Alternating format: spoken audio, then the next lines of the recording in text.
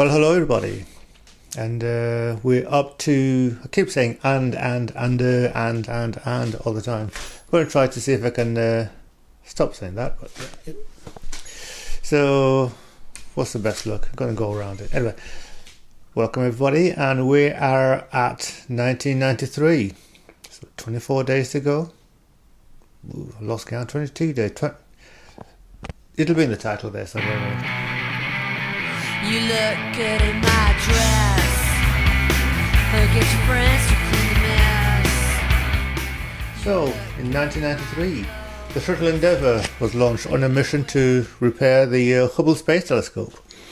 This was quite a memorable thing for me, and when it happened, and it was, and the Space Shuttle is a machine which, while it did what it was designed to do, it didn't do it very well, and it was pretty much flawed from the very beginning. So the problem with the shuttle is that while NASA wanted a vehicle that was capable of going up into space and be reused time and time again, the idea was that they're going to have a turnaround from after it's landed. It was supposed to be able to be turned around and prepared for the next flight within a couple of weeks, a month at most. It was taking like 6 months between each flight for each one, something like that. So the more time you have, the more cost it is. So each flight was actually more expensive than each flight of the Apollo 11, not the Apollo 11, the Saturn V rocket that put men on the moon. And the Saturn V was not reusable. Each vehicle was used just once. The only bit that was left that came back down to Earth in one piece was the command module. And I think the real problem was the military wanted a vehicle capable of putting large satellites up into space. So a compromise was reached, and unfortunately that led to a machine that wasn't as good to do a job that it was supposed to be doing. But anyway, the Hubble Space Telescope was successfully repaired. They inserted some optics into the light path between or after the mirror. I'm not sure exactly where it was in it, but it certainly did the job. Basically, they gave the telescope glasses, as well as making that repair. They also installed new solar panels for more efficient solar panels, which were actually slightly smaller than the original panels. And also they had to replace some large module within the main body of the telescope. So they took out a unit that was practically the size of a telephone box and replaced it with another unit of the same size. So they did a lot of work while in space, but that means that they were able to start getting clear photographs, like a bit like this one maybe. Just a snap at random. I borrowed off the NASA Flickr. Yeah, so go have a look at the NASA Flickr site. They've got some lovely photographs from through the years, all the way back to the early rocket flights. The Maastricht Treaty took effect that year, effectively turning the EEC into the EU, European Union, as it were. Kim Campbell became the first woman to be Prime Minister of Canada that year. In the wake of the Maastricht Treaty, the UK Independence Party was formed. I wonder what happened to that. QVC was launched on British TV that year. So now you could buy all sorts of tasteless junk, just one phone call away. David Lee Roth was arrested in New York City for buying marijuana for $10. $10. And Princess Diana and Prince Charles split up that year, and Diana retired from public engagement. So that was pretty much the end of them. So quite a few familiar names passed away that year. Dizzy Gillespie, the trumpeter, musician, jazz player, I think it was. Rudolf Nureyev, the ballet dancer. Audrey Hepburn. James Hunt, the Formula 1 driver, one-time world champion. Vincent Price, everybody's favourite horror movie actor. River Phoenix, star of at least one of my favourite movies. What's that film called now?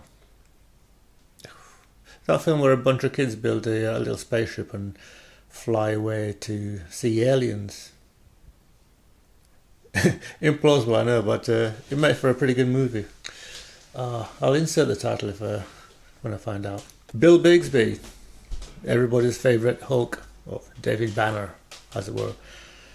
Frank Zappa, rock musician, and pretty good rock guitarist as well. Raymond Burr, the actor, best known as Perry Mason and Ironside, though I do believe he was in the Hitchcock movie Rear Window.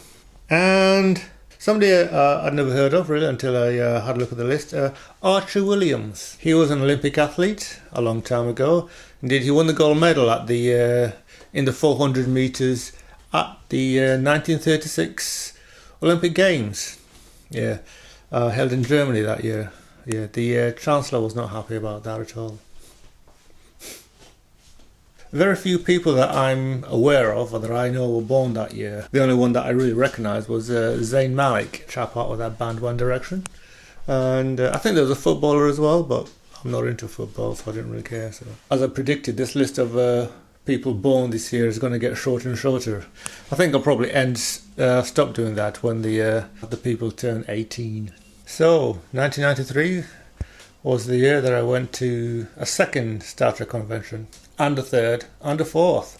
I did 3 entire Star Trek conventions that year, 3 entire sci-fi conventions, I should say, but they were primarily Star Trek, and went really well. The first one I went to that year was Warp 1 in Morecambe. It was held at a Pontins holiday camp, or was it Butlins, or Pontins, and basically before they opened for the summer season. So basically just sci-fi, well, Star Trek fans throughout the whole thing. And it was a great gig. The first time that I met a couple of Star Trek people in it. Alexander Siddig, or as he used to be called back then, Siddig El-Fadir, which was his actual name, but changed it for professional reasons back to Alexander Siddig. And Marina Sirtis was there. And she's great fun at conventions. You know, if you ever go to a Star Trek convention, try to go one where she's a guest, because she's a great gal, great fun. Yeah, here's a couple of snaps, as you may see. Lovely people. Yeah, I took a lot of photographs, and unfortunately for me, something dreadful happened while I was there. I run out of film. I think I took about 4 or 5 rolls, and they went quite quickly. You know, over the 3 days I was there, and by the end I was like, you're trying to, buy film off. There were some photo pros, I think, who were like part of the camp taking photographs, and I tried to buy some film off them, and they wouldn't have it. They just, as I mentioned last year or yesterday, the chap who did the anime show, he was there as well, nice fella, and he was there with his wife, and he did another program of Japanese animation. At the end of it all, on the last day, he raffled off one of the tapes, because I think he had a spare one, or just didn't want it, which was one of the best videos he played that weekend. And I thought, 10p raffle, I'll go for it, and I won. That was good. Unfortunately, it was an American tape, so I wasn't able to. So I couldn't watch it for a few months until I had it converted. But then I bought a VHS player that was able to play American tapes, so I could watch it. You've had a good time when you leave. You feel a bit down, depressed, and you just don't want to go home yet. But all good things come to an end. Except they didn't, because a few months later I went to Lightspeed 93, which was in the autumn, and happily for me it was in Leeds. So I didn't have to buy a ticket for the hotel, because I could just do it on a day trip. I also met a very nice young lady who certainly showed an interest in me, and unfortunately she was only 16, so nothing happened. So calm your tits. Oops, I didn't mean that. I mean, anyway, I met a lot more friends at that convention too, and it was so great. Yeah, so my convention seasons were getting longer and longer. One convention the first time, and then second year 3 conventions. Yeah, things are getting busy and expensive, convention-wise anyway. And how old was I that year? 25. Yeah, I reached 25. And that was the year that I had 3 Star Trek conventions and really became a convention goer. Right, anyway, I'll see you all later. Bye.